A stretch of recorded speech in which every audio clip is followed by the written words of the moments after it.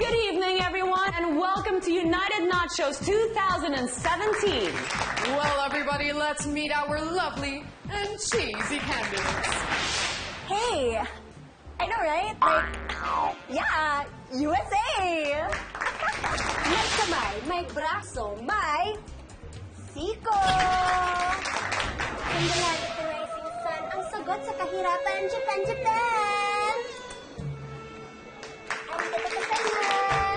Ang 1,000 na Wichicals knows mag-look sa pinanggalingan mega use ng ways pagkailangan from the country na bet ang bigas! Interpreter. Ang hindi marunong lumingon sa pinanggalingan, sa ways nangangailangan, mula sa bansang mahilig sa bigas, ang Pilipinas! Alin kaya sa mga nachos nito ang unang masisimot?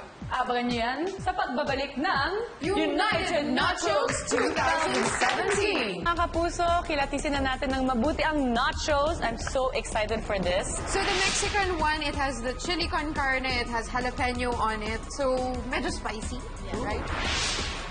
It's so spicy. I love that. Aside yung sauce, yung chili con carne is chili. Japan naman, nori. Ano yan? Parang squid flakes, diba? Canny salad. Yung sumasayaw pag mainit, diba?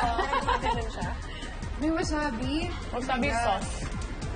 So medyo manghang, but sarap. Dumidikit yung wasabi sa... I don't know, Parang here. parang... It's US. So that's the parang traditional one, I guess, with bacon. I don't know why, but I'm not a super fan. Ako pa naman ang bacon kong crispy na crispy. Yeah, same here. I don't like it na malambot. The sauce is like a... Yung parang ketchup mayo. Diba? May mustard. Good din. It's like you're eating a hot dog sa mga bakery. Ah, yeah, actually. And Philippine one naman, longganisa. So much fun! And salted egg. Diba? Kasi salted egg is the new truffle. Yum. Yung sinacho. Ay, yummy. I guess we can all agree that our favorite has been Pinoy! yung Pinoy, no? Pinoy at heart. Pero second place, Yes, second place. sarap din yung anghang. Third, fourth. Nasali sa bibig ko pa yung alcohol. Chili, diba? Lingering. Pero may ipagpag ko lang ang saya ng food park na to kasi ito lang yung so far yung napuntahan kong food park na air condition. So walang lapot moment. Tapos homey kasi, diba, well, it's an ancient old home na house. super laki. Diba?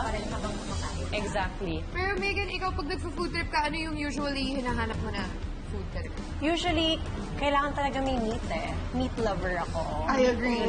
I Carnivore. love meat. Yes. Let's make ikot na lang. Tara. Let's make ikot and make ikot now. let's make hanap the carne.